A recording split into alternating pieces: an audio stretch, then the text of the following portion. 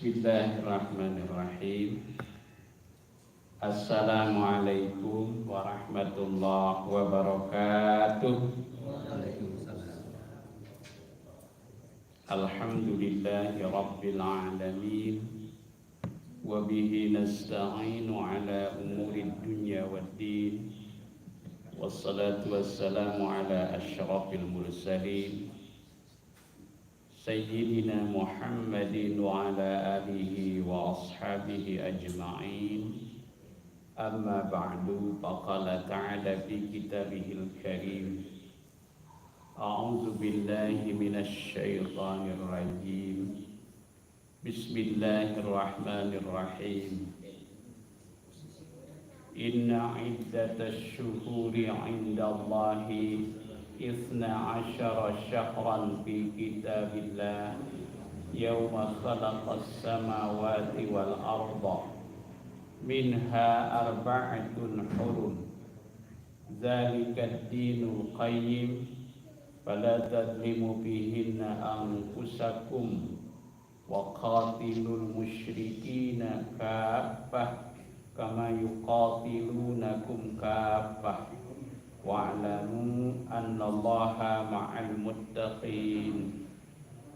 Wa qala ta'ala Bismillahirrahmanirrahim.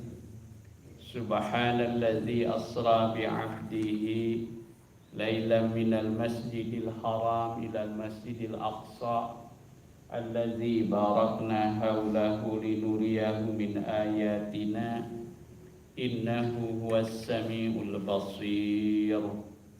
Sadaqallahul azim. Jamaah sekalian, jamaah Majelis Ta'lim Nurul Jamil, khususnya jamaah Majelis Pengajian Tafsir Al-Quran. Pertama-tama mari kita bersama-sama memanjatkan puji syukur kehadirat Allah Subhanahu wa Ta'ala atas limpahan rahmat, berkah serta hidayah dan taufiknya. Pada malam hari ini kita dapat hadir kembali bersama-sama di majelis ini.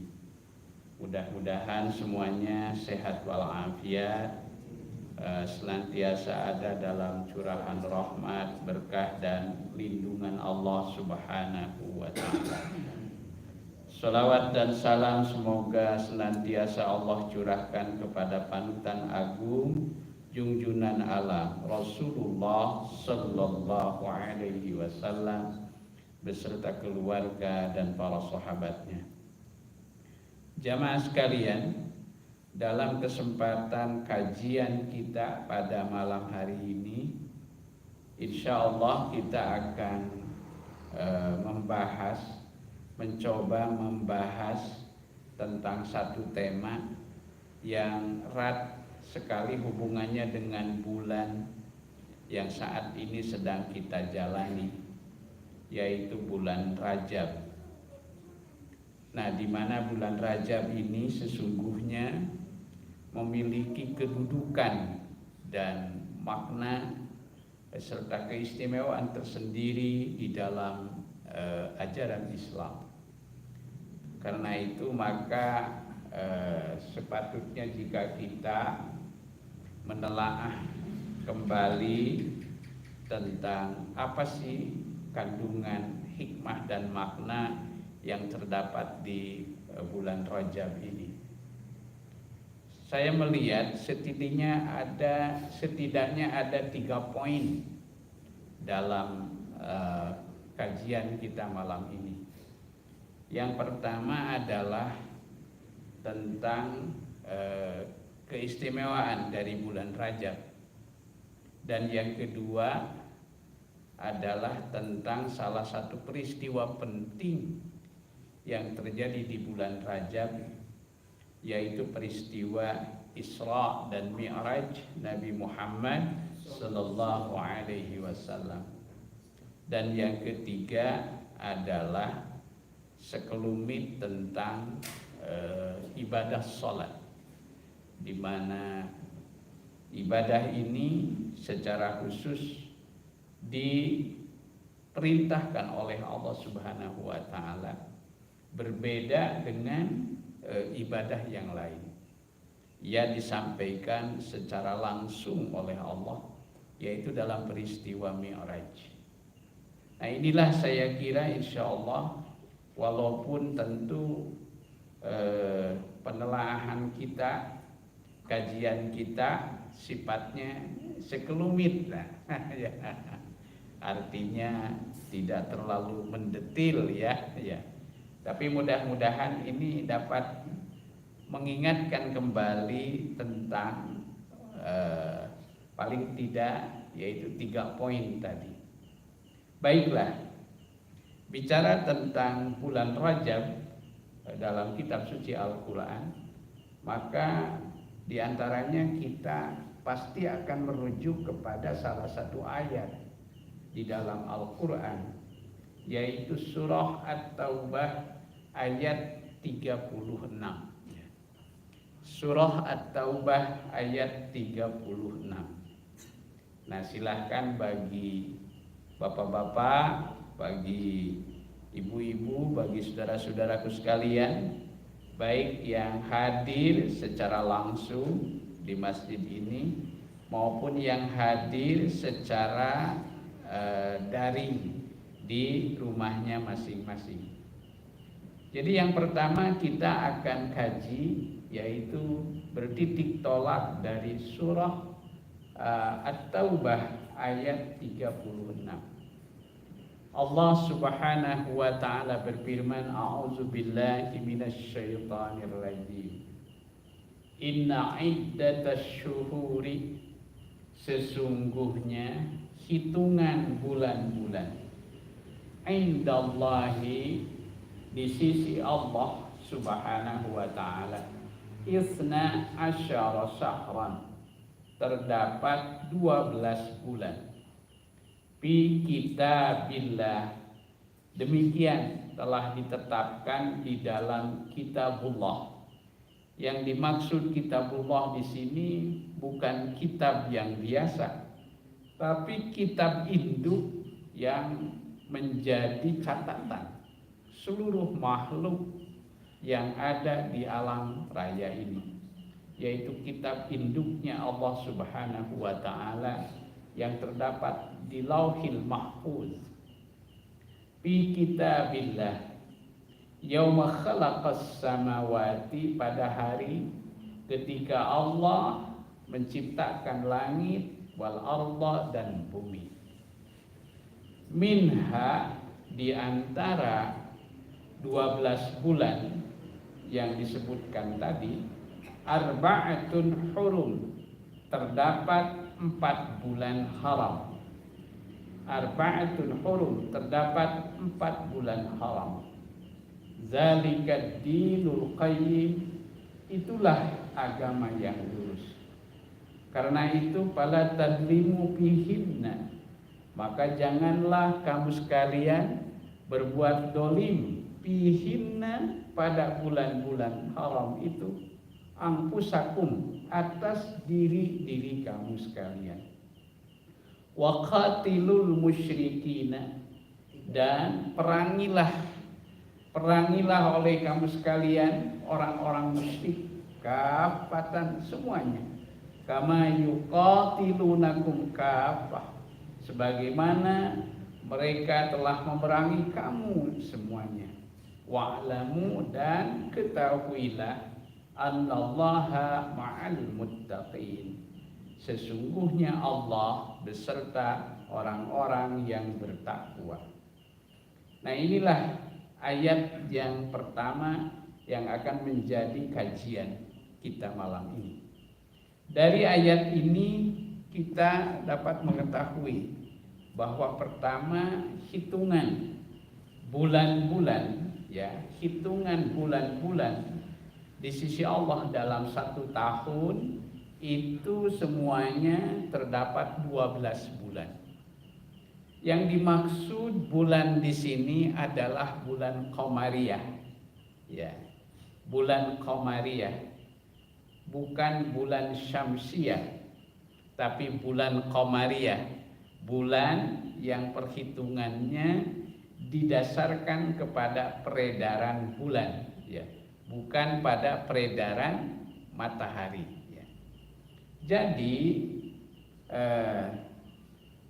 dalam 1 tahun itu terdapat 12 bulan. Mungkin kalau kita mau menghitungnya dari awal, yaitu biasa kita menghitung dari bulan Muharram, Safar, Mulud, ya, dan seterusnya, ya. Nah, itu. Nah, itu biasanya yang kita hitung, yaitu dimulai dari bulan Muharram, ya. Nah, jadi hitungan bulan-bulan 12 bulan dalam pandangan Allah, sekali lagi di dalam ayat ini yang dimaksud adalah bulan qamariyah, ya, bulan qamariyah, bulan yang didasarkan perhitungannya kepada peredaran bulan. Nah, jamaah sekalian, bahwa kemudian kita mengetahui 1 tahun 12 bulan itu sama sekali bukanlah ketetapan manusia. Dengan kata lain, bukan ijtihad manusia, tapi dia sudah merupakan ketetapan langsung dari Allah Subhanahu wa ta'ala. Bahkan jauh sebelum Allah menciptakan langit dan bumi. Yauma khalaqas samawati wal ardh, yang ditetapkan semenjak Allah menciptakan langit dan bumi. Di antaranya terdapat 4 bulan yang disebut namanya bulan haram. Arba'atun hurum, ya, 4 bulan haram. Hurum itu merupakan jamak dari kata haramun, ya. Bahkan dari kata haramun, hurumun itu kemudian populer dalam bahasa Indonesia menjadi sesuatu yang terhormat. Nah, itu. Kata yang terhormat itu sesungguhnya diambil dari kata haram, ya, yang jamaknya adalah hurum. Jadi kata haram itu sesuatu yang disucikan, sesuatu yang dimuliakan, sesuatu yang disakralkan. Dalam ajaran Islam, sesuatu yang disucikan, sesuatu yang disakralkan itu disebut sesuatu yang haram. Karena itu maka tanah yang suci dan mulia disebut tanah haram. Masjid yang suci dan mulia disebut Masjidil Haram. Ya. Demikian pula bulan-bulan yang suci dan mulia disebut namanya Ashhurul Hurum. Itu dari kata haram. Karena dia merupakan sesuatu yang suci dan mulia, maka terlarang pada bulan itu untuk melakukan hal-hal yang tidak diridhoi oleh Allah. Ya, untuk terlarang, haram hukumnya untuk melakukan hal-hal yang tidak disukai oleh Allah Subhanahu wa ta'ala. Di antaranya adalah peperangan. Nah, ini. Di antaranya adalah peperangan. Jadi dulu bangsa Arab, ya, di zaman jahiliyah dikenal sebagai bangsa yang sangat menyukai peperangan. Ya, gitu. Jadi resepna teh gelut, gitu. Jadi mereka itu dalam kesehariannya itu sangat menyukai peperangan, ya. Dan bagi mereka itu ketika hendak menyelesaikan suatu persoalan di antara kabilah, di antara suku, ya, di antara kelompok dengan kelompok yang lainnya, maka jadi peperangan itu adalah satu kebiasaan, kesenangan, kesukaan masyarakat jahiliyah gitu. Sehingga mengapa pada zaman dahulu, ya, pada zaman jahiliyah dahulu, kenapa ada riwayat kan bayi-bayi perempuan itu terkadang mereka tega untuk membunuhnya. Karena ketika yang lahir dari kabilah mereka seorang anak perempuan, maka nanti tidak bisa diharapkan sebagai andalan, sebagai jagoan ya di medan perang mereka. Nah, di situ bahkan alih-alih menjadi seseorang yang dapat diandalkan, justru dia akan menjadi beban. Akan menjadi beban, ya. Nah, begitu katanya, akan menjadi beban. Itu bahkan ketika suatu saat terjadi peperangan, yang namanya kaum wanita, ya, itu bisa menjadi tawanan musuh. Dan ketika mereka menjadi tawanan musuh, maka itu lebih menyakitkan lagi karena akan dianggap sebagai sesuatu barang yang menjadi milik dari musuh. Gitu. Maka daripada mereka mengalami nasib yang seperti itu, ya, lebih baik mereka dilenyapkan, yaitu sejak masih kecil. Nah, di situ itu salah satunya. Salah satunya. Nah, turunlah ajaran Islam yang dibawa oleh junjungan kita Nabi Muhammad sallallahu alaihi wasallam. Dengan misi utama dari ajaran Islam itu justru adalah menghilangkan kebiasaan-kebiasaan berperang tadi. Justru yang kemudian disosialisasikan, dimasyarakatkan, dibudayakan ke tengah-tengah kehidupan mereka, yaitu cita-cita, kondisi untuk selalu dalam keadaan damai, ya, selalu dalam keadaan damai. Nah, inilah yang melatar belakanginya salah satunya. Nah, karena itu maka Allah Subhanahu wa taala menjadikan di antara 12 bulan itu terdapat 4 bulan, yaitu bulan haram. Mana yang 4 bulan itu? 3 bulan berturut-turut, yaitu bulan Zulqa'dah. Kemudian yang kedua bulan Zulhijjah, dan yang ketiga adalah bulan Muharram. Nah, sedangkan 1 bulan terpisah, yaitu bulan Rajab. Dalam satu hadis Nabi menyebutnya ma bainal Jumad wa Sya'ban. Yang satu yang terpisah itu yaitu yang terdapat di antara bulan Jumad, ya. Yang dimaksud adalah Jumadil Akhir, ya. Jumadil Akhir wa Sya'ban. Yang terdapat di antara Jumadil Akhir dan Sya'ban. Yang ada di bulan yang ada di antara Jumadil Akhir dan Sya'ban itu adalah bulan Rajab. Nah, di situ secara eksplisit junjungan kita menyebutkannya.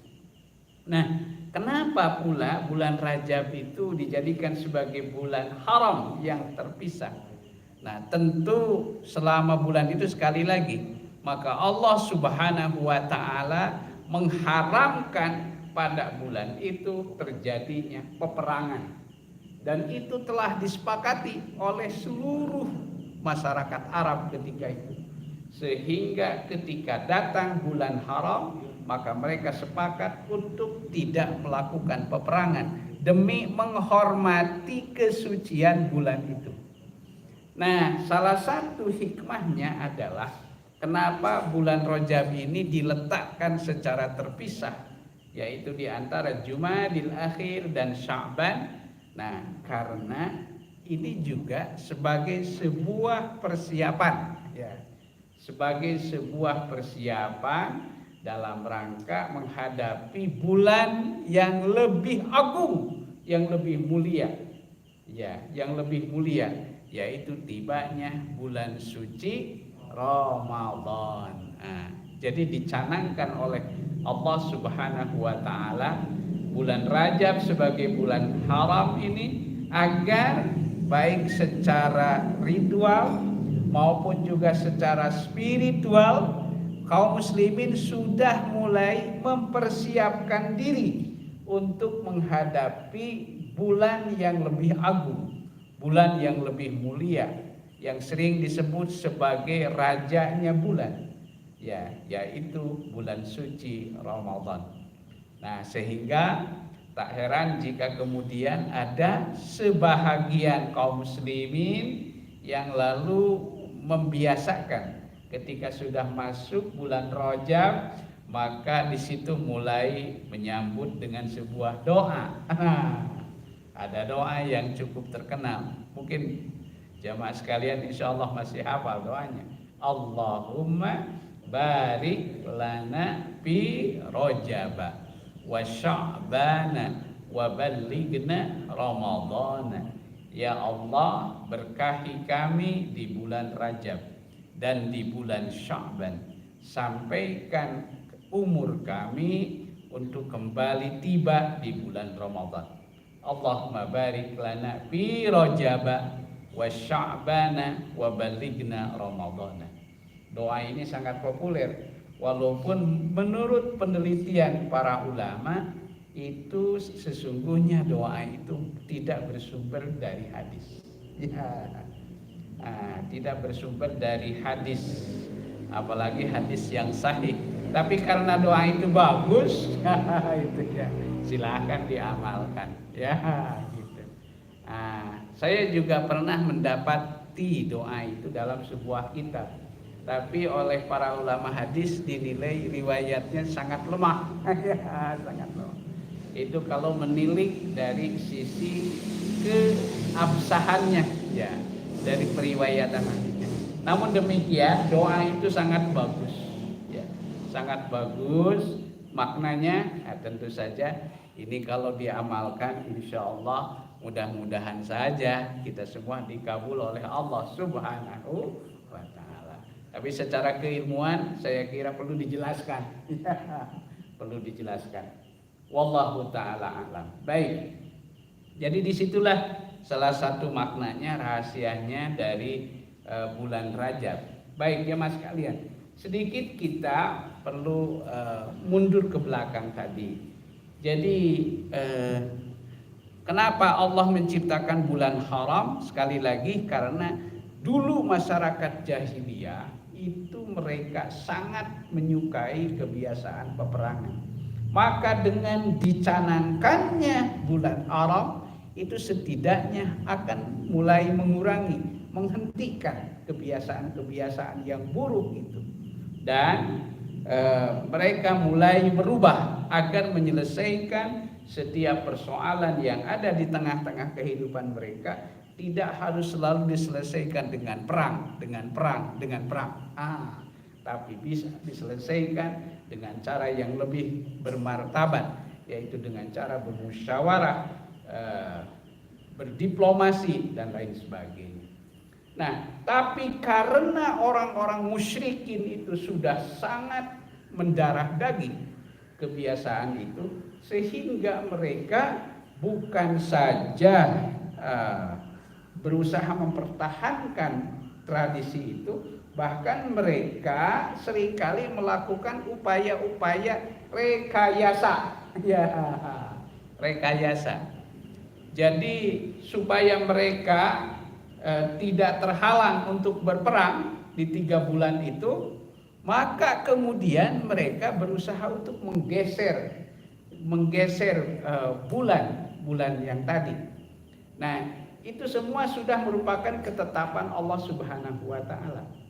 Tapi sebagian bangsa Arab itu ada mereka yang berusaha untuk merubah-rubah, merekayasa. Jadi misalnya ya, bulan Muharram yang semula dijadikan sebagai bulan pertama, nah kemudian mereka membuat rekayasa bahwa untuk tahun ini mereka katakan bulan haram itu jatuhnya pada bulan berikutnya. Nah, itu yang kemudian mereka menyebut namanya Nasi'ah. Mereka menyebut namanya bulan Nasi'ah. Ya. Jadi bulan Muharram itu mereka geser. Yang seharusnya tadi kan urut Zulqa'dah, Zulhijjah, kemudian Muharram. Kemudian mereka dengan arogansinya mereka rubah itu ketentuan tadi. Mereka pindahkan bulan haram yang semula itu sesudah bulan Zulhijjah, lalu mereka pindahkan bulan haram itu menjadi bulan Safar, tidak lagi menjadi bulan Muharram. Sehingga terjadilah kekacauan ya nantinya.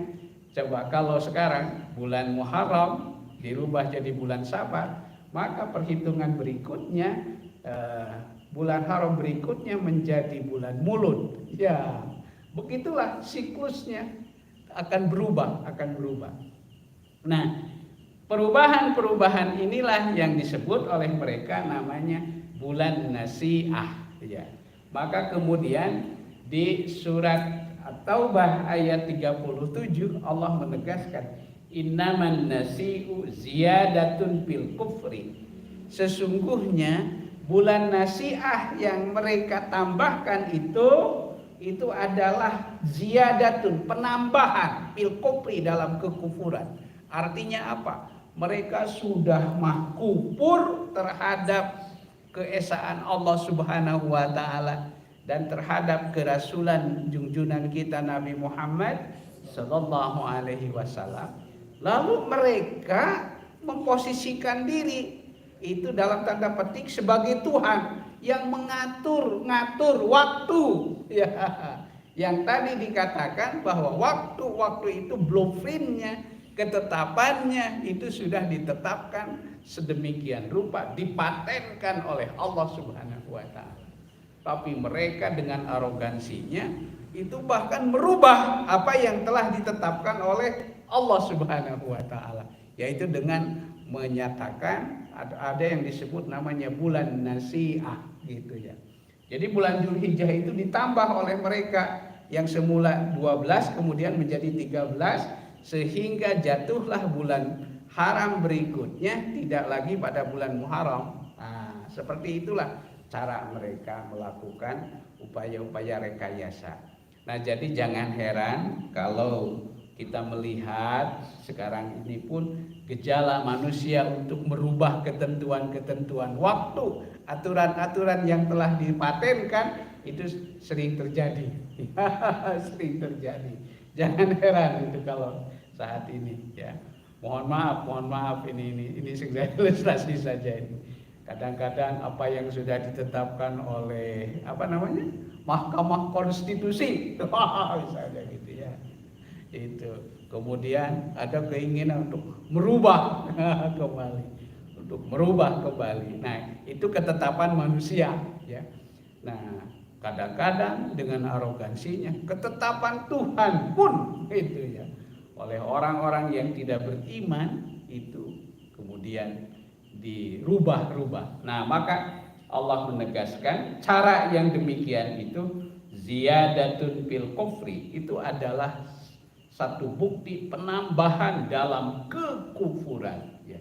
Yudillu bihil ladzina kafaru, yang dengannya disesatkan orang-orang yang kafir, yuhillunahu aman wa yuharrimunahu aman. Jadi mereka menginginkan agar di bulan haram itu ada perubahan, agar 1 tahun itu bulan haram, tahun berikutnya bulan yang sama itu tidak lagi bulan haram, tapi itu menjadi bulan halal. Begitulah wa yuharrimunahu aman ya, liwati'u iddata ma haramallah, supaya mereka merekayasa hitungan yang telah ditetapkan oleh Allah. Nah, inilah sedikit pengetahuan tentang bulan Rajab. Ya, jemaah sekalian yang dirahmati Allah Subhanahu wa taala. Nah, namun demikian, karena bulan Rajab ini termasuk bulan yang telah dijadikan sebagai bulan haram, maka di bulan haram ini kaum muslimin itu dijanjikan pahala yang berlipat-lipat jika melakukan ibadah dan amal soleh. Itu salah satu keutamaan dari bulan haram. Jadi kalau kita melakukan ibadah dan amal soleh di bulan Rajab ini, maka ketahuilah ibadah dan amal soleh kita itu akan dilipat gandakan oleh Allah Subhanahu wa Ta'ala sesuai dengan kemuliaan dari bulan Rajab itu. Namun jika kita melakukan kemaksiatan, maka itu pun sanksinya, hukumannya akan dilipat gandakan oleh Allah Subhanahu wa Ta'ala. Karena itu maka hendaklah kita berhati-hati untuk tidak melakukan perbuatan-perbuatan maksiat, ya. Itu baik yang berhubungan langsung dengan Allah Subhanahu wa Ta'ala maupun yang berkaitan dengan hablum minan nas, termasuk perkataan kita, perbuatan kita, tindakan kita dan sebagainya hendaklah itu dipertimbangkan, diperhitungkan dengan sebaik-baiknya. Ini hal yang pertama. Poin yang kedua, sebagaimana kita ketahui bahwa di antara keutamaan yang paling menyejarah dari bulan Rajab ini juga terjadi satu peristiwa agung yang dinyatakan sebagai mukjizat terbesar kedua yang dialami oleh junjungan kita Nabi Muhammad sallallahu alaihi wasallam. Peristiwa apakah itu? Kita menyebutnya sebagai peristiwa Isra Mi'raj. Peristiwa Isra dan Mi'raj. Baik, ini sebagaimana diabadikan oleh Allah di dalam Al-Quran surah Al-Isra ayat 1. Allah berfirman, Subhanalladzi asra bi'abdihi laylan minal masjidil haram ilal masjidil aqsa allazi barakna hawlahu linuriyahu min ayatina innahu huwas samiul basir. Maha suci Allah yang telah memperjalankan hambanya.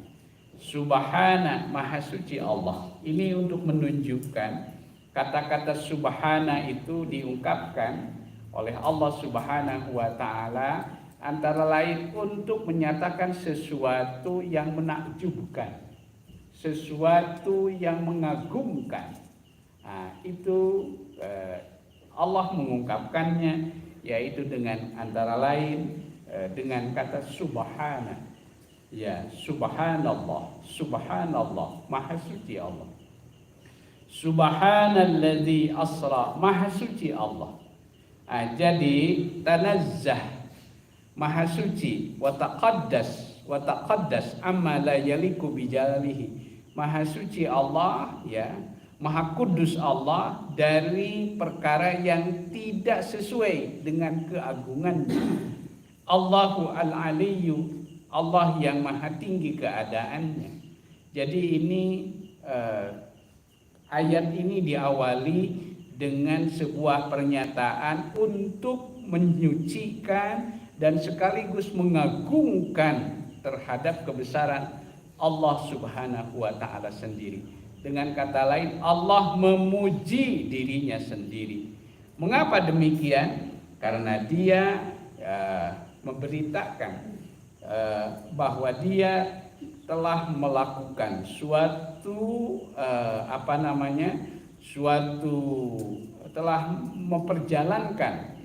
telah memperjalankan seorang hambanya, alladzi asra bi 'abdihi, yang telah memperjalankan seorang hambanya.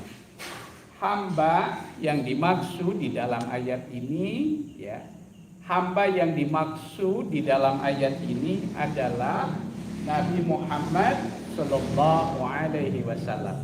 Itulah hamba yang dimaksud. Ya, hamba yang dimaksud. Jadi yang dimaksud di sini adalah Nabi Muhammad sallallahu alaihi wasallam. Disebut dengan hambanya. Mengapa? Karena Nabi Muhammad adalah salah seorang yang sangat dekat kedudukannya dengan Allah Subhanahu wa Ta'ala. Jadi jarak yang paling dekat antara seorang manusia dengan Robnya itu dilukiskan dengan bahasa hambanya, ya, hambanya. Jadi hamba yang dimaksud itu bukan yang lain, tapi yang dimaksud adalah junjungan kita Nabi Muhammad Sallallahu Alaihi Wasallam.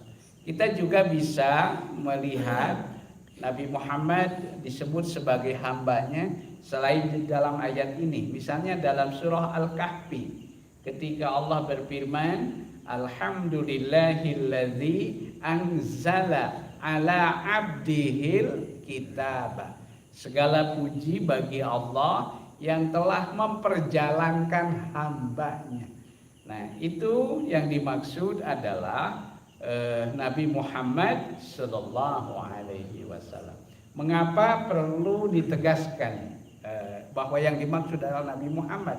Karena tidak sedikit ada yang berpendapat bahwa hamba yang dimaksud dalam ayat itu bukan Nabi Muhammad katanya itu tapi Nabi Musa. Udah itu alasannya karena menurutnya yang disebutkan secara eksplisit di surat Al-Isra ini adalah Nabi Musa alaihi salam gitu di ayat berikutnya. Nah, padahal memang benar bahwa Nabi Musa itu disebutkan namanya di surah Al-Isra ya, tetapi itu dalam konteks yang lain dan ada hubungan memang Nabi Musa yaitu dengan peristiwa Isra Mi'raj yang dialami oleh Nabi Muhammad Sallallahu Alaihi Wasallam, di mana kita ketahui bahwa Nabi Musa itu kan bertemu dengan Nabi Muhammad itu di langit yang ke-6 ya, itu di langit yang ke-6 di sebuah makom yang tertinggi ya, sebelum Nabi berjumpa dengan Nabiullah Ibrahim alaihissalam. Bahkan dalam hadis riwayat Imam Bukhari dan Imam Muslim itu dikisahkan ketika Nabi Muhammad menerima perintah sholat kan ya, di Sidratul Muntaha itu ya.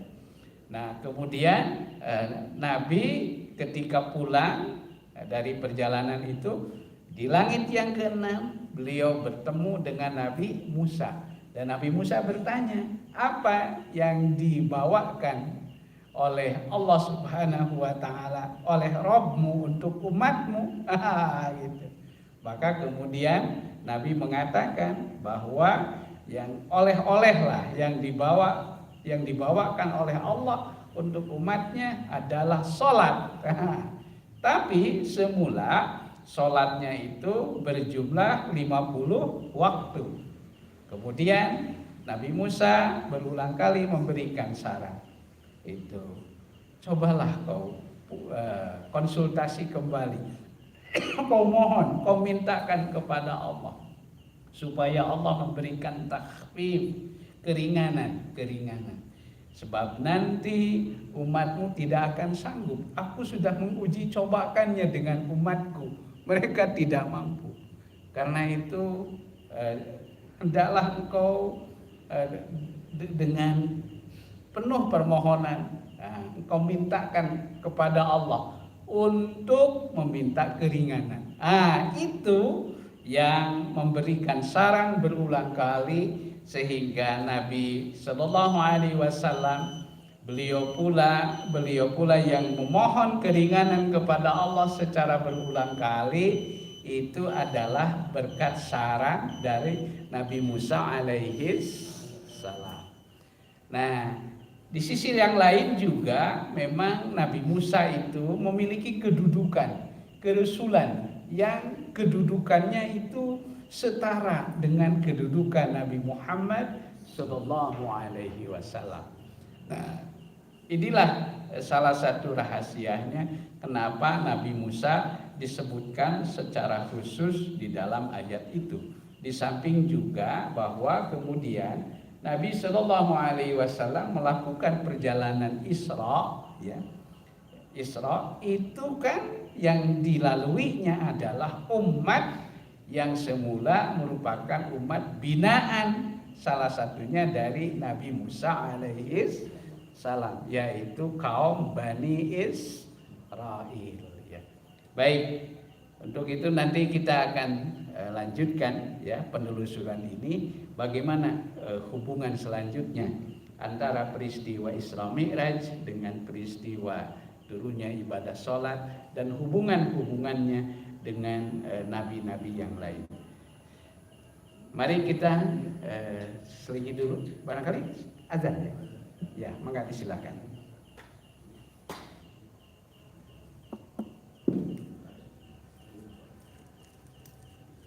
Allahu Akbar, Allahu Akbar, Allahu Akbar. Allahu Akbar, Allahu Akbar. Asyhadu an la ilaha illallah.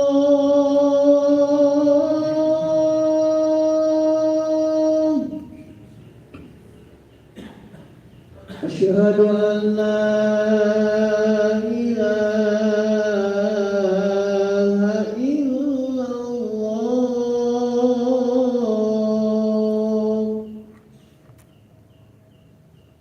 Asyhadu anna Muhammadar Rasulullah.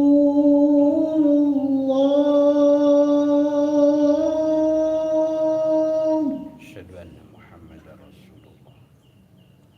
Asyhadu anna Muhammadar Rasulullah.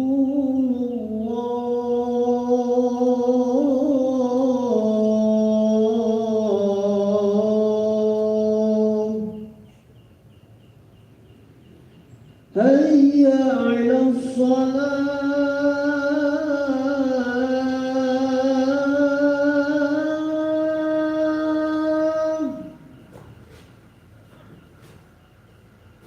Hayya 'alas salah.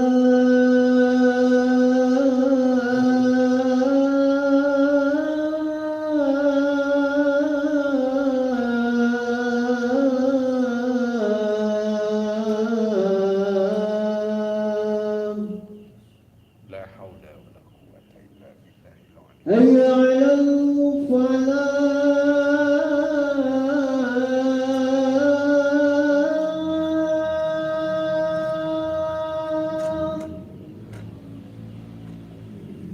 Hayya 'alal falah.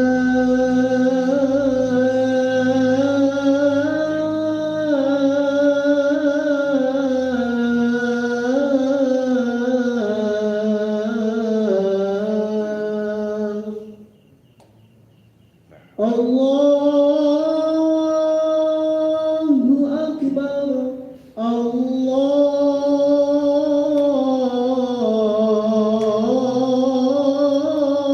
Akbar. La ilaha illallah. La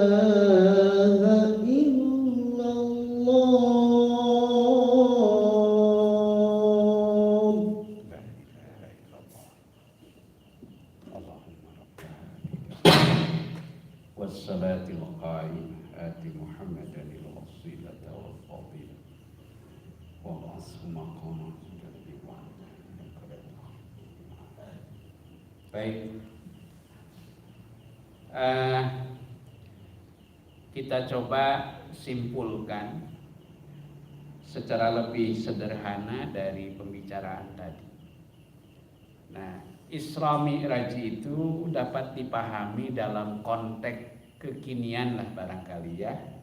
Dalam konteks saat ini itu seperti yang diungkapkan oleh sebagian ahli tafsir, misalnya Sayyid Qutb ya, beliau mengilustrasikan bahwa Isra itu adalah maknanya dapat dipahami sebagai rihlatun ilmiyatun ardiyatun. Jadi semacam apa? Rihlah ilmiah ya. Apa rihlah ilmiah itu ya? Study tour. Ya. Study tour. Jadi sebuah perjalanan yang di dalamnya syarat dengan hikmah dan pelajaran. Rihlatun ilmiyatun ardiyatun. Jadi rihlah ilmiah di bumi. Gitu ya. Mungkin muncul pertanyaan, mengapa Nabi perlu rihlah ilmiah? Jadi kalau rihlah itu kan ada makna, mengandung makna semacam refreshing, ya itu refreshing, hiburan, hiburan, itu refresh, ya refreshing, hiburan. Mengapa Nabi Sallallahu Alaihi Wasallam penting untuk mendapatkan rihlah, ya hiburan? Kita ketahui bahwa sebelum peristiwa Isra dan Mi'raj ini, Nabi Shallallahu Alaihi Wasallam benar-benar berada dalam suatu situasi yang sangat yang sangat tidak menguntungkan. Beliau berada dalam situasi yang sangat membuat dadanya sumpek gitu ya. Itu mengapa? Karena beliau dalam mengemban amanah risalah dan perjuangannya yang sangat berat itu, ya, di tahun-tahun sebelumnya beliau ditinggalkan oleh orang-orang yang sangat mendukung perjuangannya. Ya, diantaranya 2 orang tokoh yang sangat besar peranannya dalam perjuangan Nabi Muhammad Sallallahu Alaihi Wasallam. Yang pertama adalah istri beliau, Siti Khadijah binti Khuwailid. Siti Khadijah yang merupakan sosok wanita yang bagi Rasulullah bukan hanya sebagai seorang istri, tapi juga sekaligus sebagai pendukung utama, penyokong utama di dalam perjuangannya. Orang yang sedemikian mulia dan besar sekali dukungannya dalam perjuangan Nabi Muhammad SAW itu dipanggil oleh Allah Subhanahu wa taala sebelum peristiwa ini. Kemudian juga dipanggil seseorang yang menjadi semacam maula, ya. Bukan semacam lagi, memang beliau maula, yaitu benteng. Seseorang yang selalu melindungi keselamatannya. Dialah adalah paman Nabi, Abu Thalib. 2 orang ini yang mendahului Rasulullah SAW, sehingga orang musyrikin Mekah dengan segala arogansinya, dengan segala kedurjanaannya, dia semakin menjadi-jadi melakukan upaya-upaya intimidasi dan sebagainya itu. Maka dalam peristiwa sejarah ini dikenal sebagai Amul Khuzni, ya, tahun duka cita, tahun duka lara. Nah, hingga kemudian Allah Subhanahu wa taala mengisrakan dan memi'rajkan Nabi kita Muhammad sallallahu alaihi wasallam.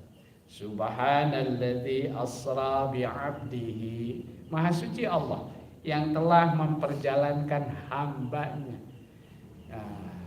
Asra bi'abdihi lailan, pada satu malam.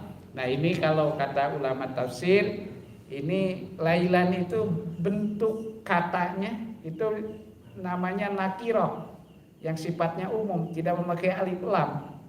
Itu untuk menunjukkan bahwa waktu yang diperlukan untuk perjalanan ini bukan semalaman, bukan, tapi juz'un minal lail, hanya sebahagian dari waktu malam. Jadi waktu yang relatif pendek. Ya, sementara perjalanan yang dilaluinya itu sebuah perjalanan yang amat sangat jauh, baik di darat terutama dalam perjalanan naik ke langit. Itu suatu perjalanan yang sangat jauh.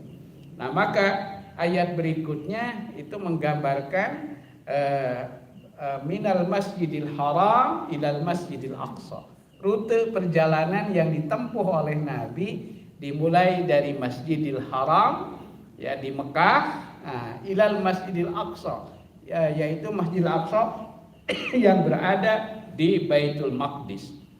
Ini kalau ditelusuri, ini adalah 2 tempat suci yang pertama kali dibangun oleh para nabi. Bahkan semula ada yang berkeyakinan bahwa rumah ibadah yang dibangun pertama kali itu yaitu Masjidil Aqsa katanya. Tapi kemudian diluruskan oleh sebuah hadis. Abu Dzar Al-Ghifari pernah bertanya kepada Rasulullah SAW bahwa rumah ibadah manakah yang pertama kali dibangun oleh Allah, ya. Maka dijelaskan oleh Rasulullah bahwa yang pertama kali dibangun oleh Allah Subhanahu wa taala melalui para nabinya itu adalah Masjidil Haram. Kemudian Abu Dzar bertanya lagi, berapa jarak waktu di antara keduanya? Kata Rasulullah dalam riwayat itu yaitu 40 tahun. Ya, 40 tahun. Nah, dari Masjidil Haram di Mekah ke Baitul Maqdis itu satu tempat yang sangat jauh. Maka dikatakan yaitu minal Masjidil Haram ilal Masjidil Aqsa. Alladzi barakna haulah, yang telah dikelilingi sekelilingnya, yang telah diberkahi sekelilingnya. Yang dimaksud diberkahi sekelilingnya adalah bi'anwa'il barakat, dengan bermacam-macam keberkahan, baik keberkahan yang sifatnya fisikal, ya, maupun keberkahan yang bersifat maknawiyah, terutama dengan tempat-tempat di sekitar itu menjadi pusat perjuangan para nabi. Jadi para nabi yang diutus oleh Allah itu hampir semuanya tidak keluar dari tempat itu, ya, di sekitar itu. Alladzi barakna haulah linuriyahu min ayatina. Bahkan menurut sebahagian penjelasan para mufassir, itu rute yang ditempuh perjalanan Nabi itu adalah seperti yang dijelaskan di surat At-Tin, ya. Nah, di surat At-Tin, hanya kalau di surat At-Tin itu yang dijelaskan terlebih dahulu adalah dari At-Tin dulu kan, ya. Wat-tini waz-zaitun, demi At-Tin. At-Tin itu adalah sebuah bukit. Zaitun juga semula nama sebuah bukit yang di situ tumbuh pohon tin dan pohon zaitun. Itu ada di sekitar Suriah, ya. Ini sebelum lupa nih, ya. Mari kita doakan saudara-saudara kita di Suriah dan di Turki nih, Masya Allah, mengalami satu bencana yang sangat hebat, ya. Mudah-mudahan mereka semua diberi kesabaran oleh Allah Subhanahu wa taala, diberi ketabahan oleh Allah, dan orang-orang yang menjadi korban dalam peristiwa itu, insya Allah mereka semua adalah orang-orang yang mulia, orang-orang yang syahid di sisi Allah Subhanahu wa taala. Sebagai bentuk solidaritas kita, mari kita doakan mereka dengan doa Allahumma ighfir lahum warhamhum wa'afihim wa'fu anhum wa akrim nuzulahum wa wasi madkhalahum wa aksilhum bil ma'i was salji wal barad. Allahumma naqihim minal khataya kama yunaqas sawbul abyadu minad danas wa abdilhum daran khairan min darihim wa ahlan khairan min ahlihim wa zawjan khairan min zawjihim. Allahumma adkhilhumul jannah wa a'idhum min azabil qabr bi min azabin nar bi barakatil Fatihah. A'udzu billahi minasy syaithanir rajim. Bismillahirrahmanirrahim.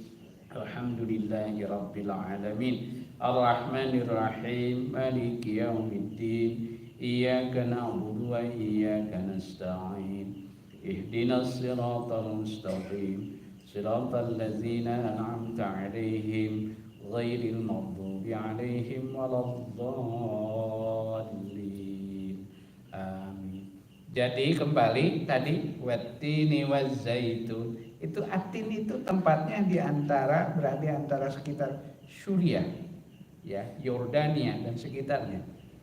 Ya, wattini waz-zaitun wa turi sinin, dan demi Gunung Tursina. Gunung Tursina itu ya ada di Mesir, yaitu bukit yang ada di perjalanan antara Mesir dan Madian. Bukit Tursina.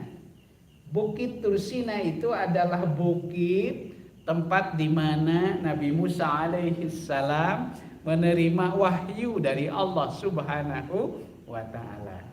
Terutama wahyu yang disebut oleh para ulama sebagai Ten of Commandment, yaitu 10 apa namanya?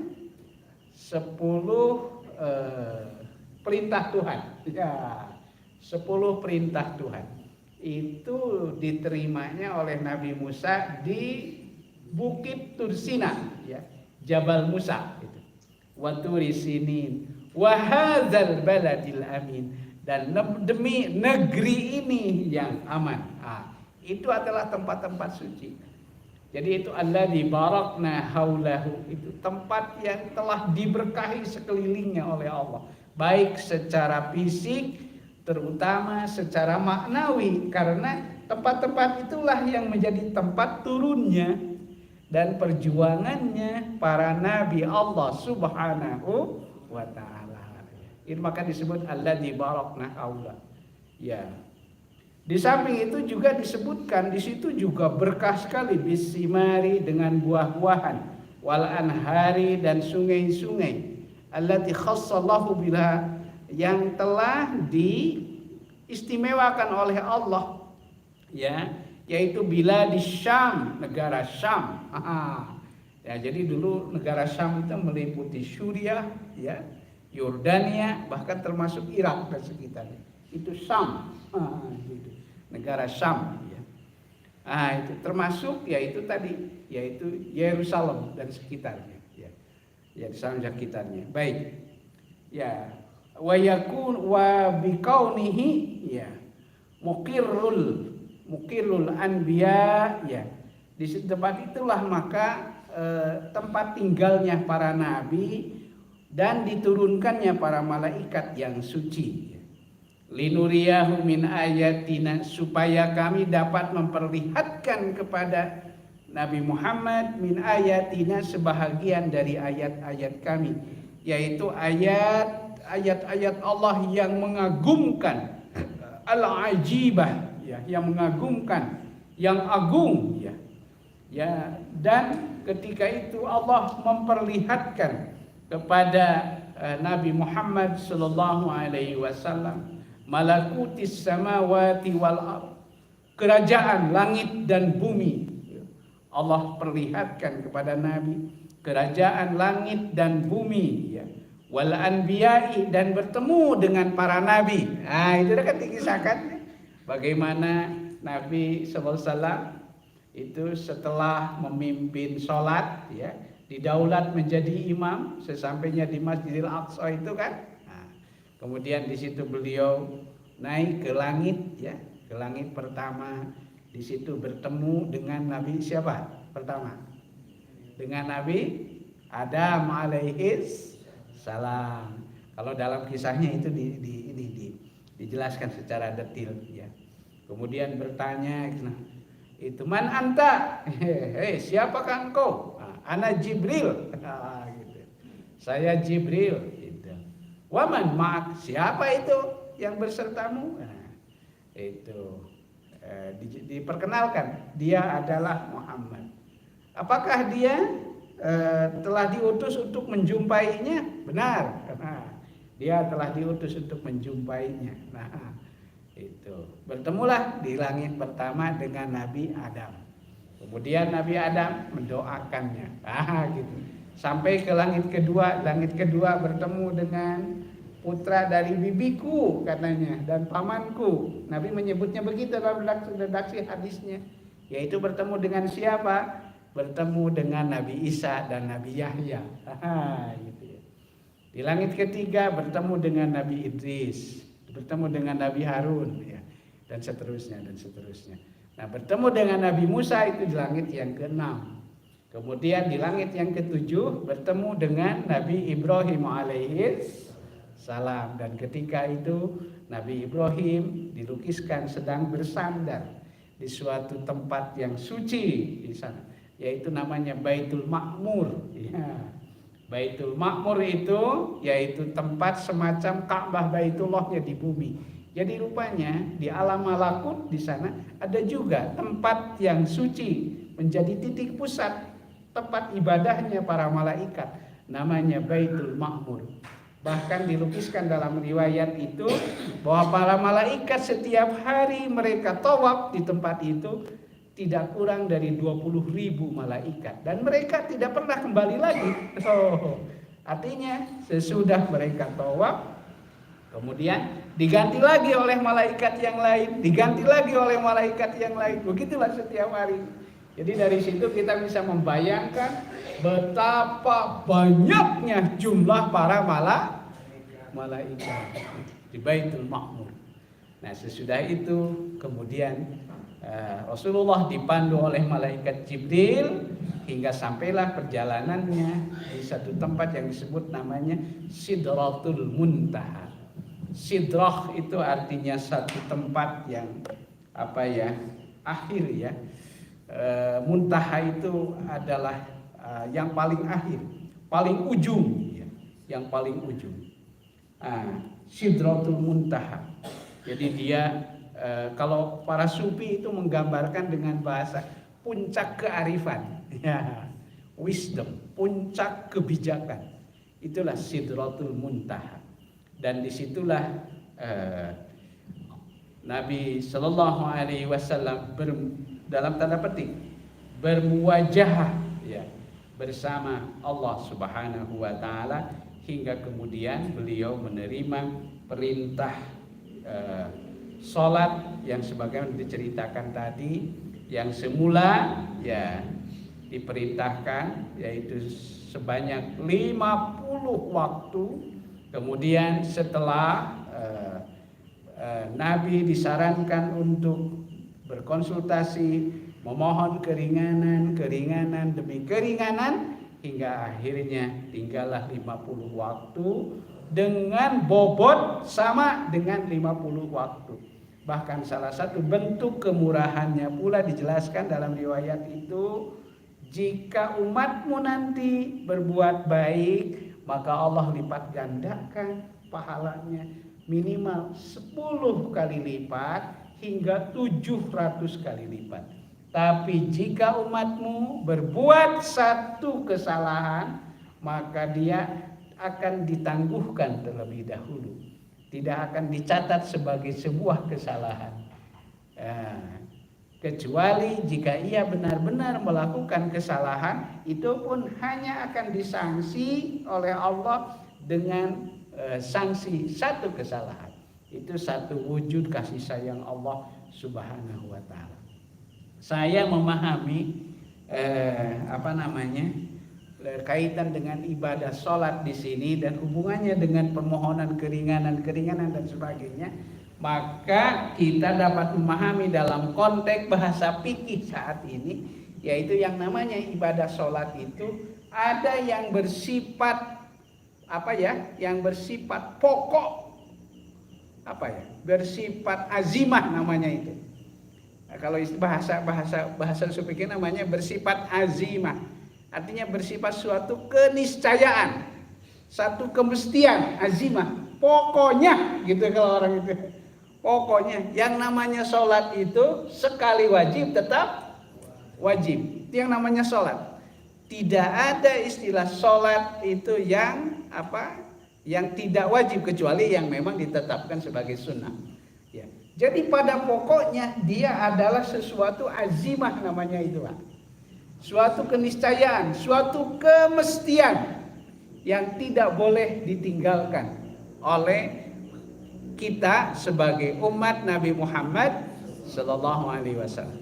Jadi selama kita mengaku sebagai umat Nabi Muhammad, maka kita tidak boleh tidak, apapun alasannya, tidak ada alasan untuk meninggalkan sholat. Ya, hingga Al-Quran menekankan begitu kuatnya. Kalau kita mampu sambil berdiri, lakukan sambil berdiri. Kalau tidak mampu sambil berdiri, lakukan sambil duduk. Ketika sambil duduk pun sudah tidak mampu, lakukan sambil berbaring. Ketika sambil berbaring pun secara fisik sudah tidak mampu, lakukan dengan isyarat.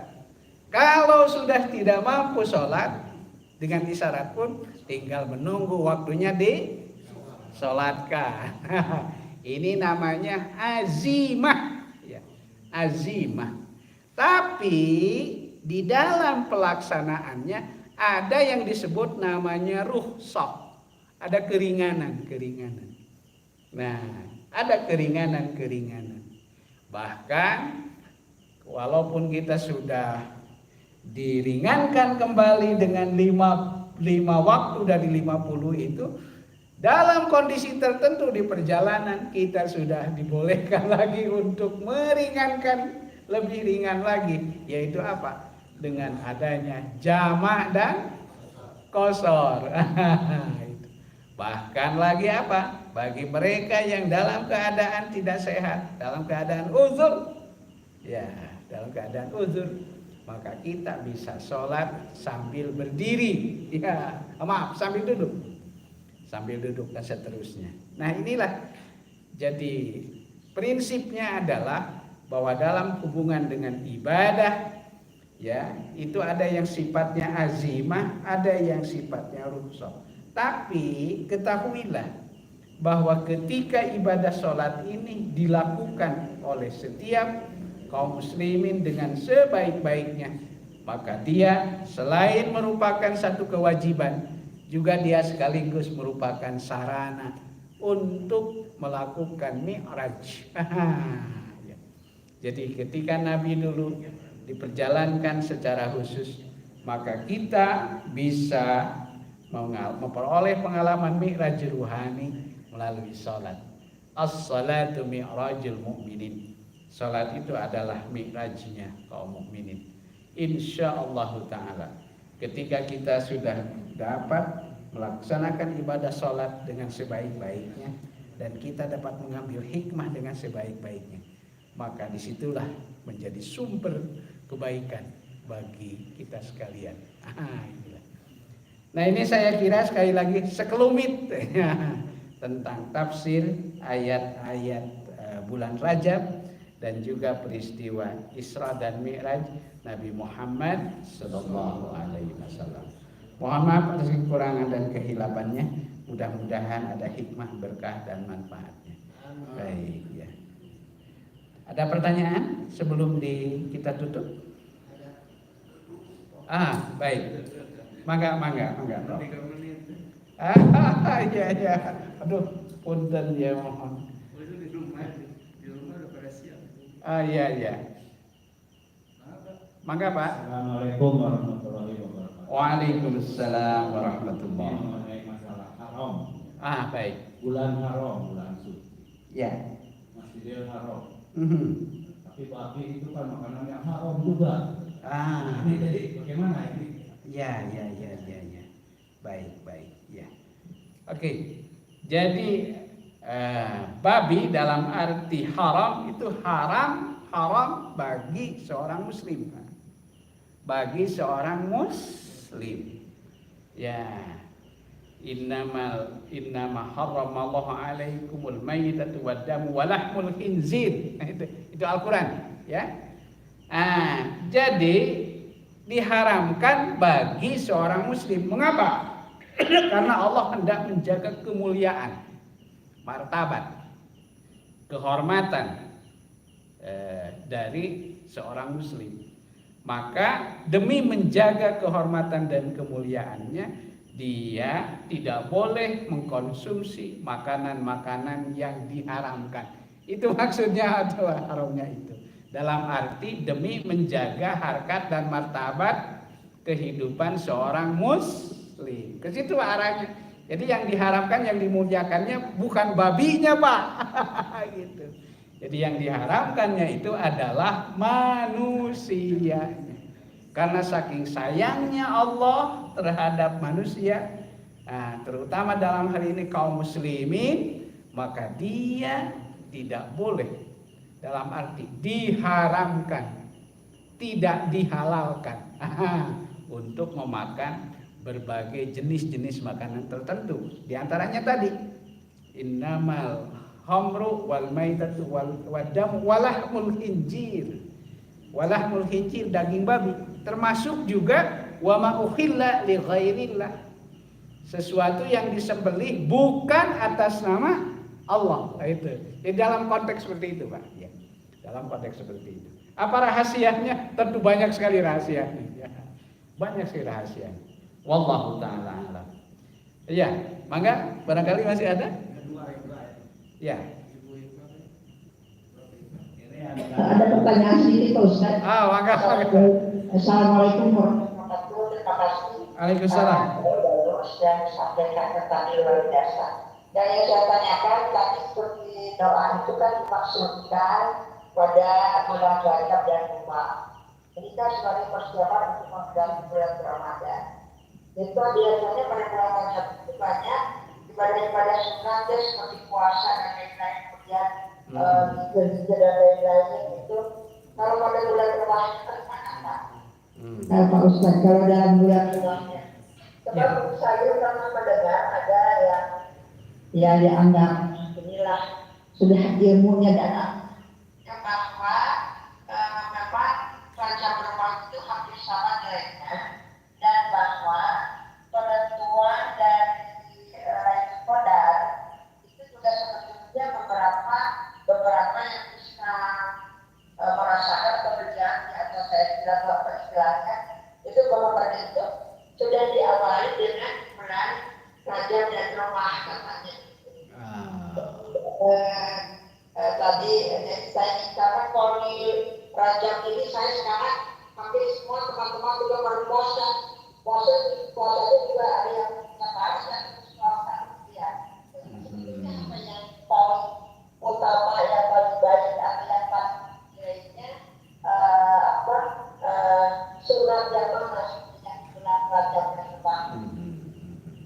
Ya. Baik, terima kasih. Ya, jadi bulan Rajab memang salah satu hikmahnya ia ditempatkan secara terpisah dari bulan haram yang lain. Itu antara sebagai persiapan untuk istiqbali syahri Ramadan, untuk menyambut tibanya bulan suci Ramadan.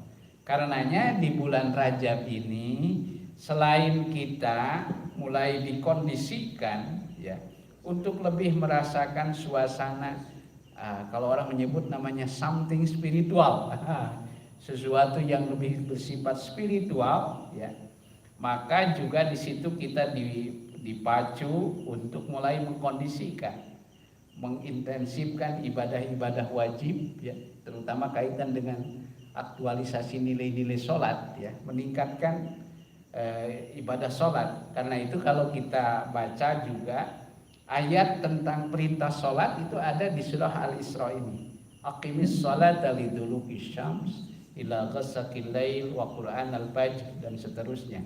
Jadi ada semacam penguatan ya, afirmasi penguatan bahwa di bulan Rajab ini memang kita harus mulai lebih mengoptimalkan ibadah sholat kita, baik secara ritual maupun secara spiritualnya. Itu satu.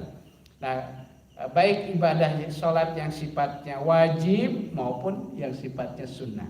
Di samping itu juga tentu kita dianjurkan untuk mulai mengintensifkan, kalau saya bahasakan itu mengintensifkan ibadah-ibadah sunnah yang lain seperti saum ya, seperti saum. Adakah saum sunnah yang khusus di bulan Rajab? Sepengetahuan saya secara eksplisit itu tidak ada. Nah, tapi di sini kita bisa mengoptimalkan ibadah saum sunnah yang memang sudah jelas direkomendasikan oleh Rasulullah Sallallahu Alaihi Wasallam. Misalnya saum Senin Kamis, ya, atau saum Ayyamul Bid, ya, hari-hari yang putih, gitu ya. Ya, jadi itu. Nah, kita bisa mulai dengan mengintensifkan di hari-hari tersebut itu. Agar apa? Ya kalau istilah orang Sunda mah apa namanya? Ngawitan ngalalanya, jeneng namanya. Terang dengan ngalalanya. Nah, supaya kita mulai membiasakan ya,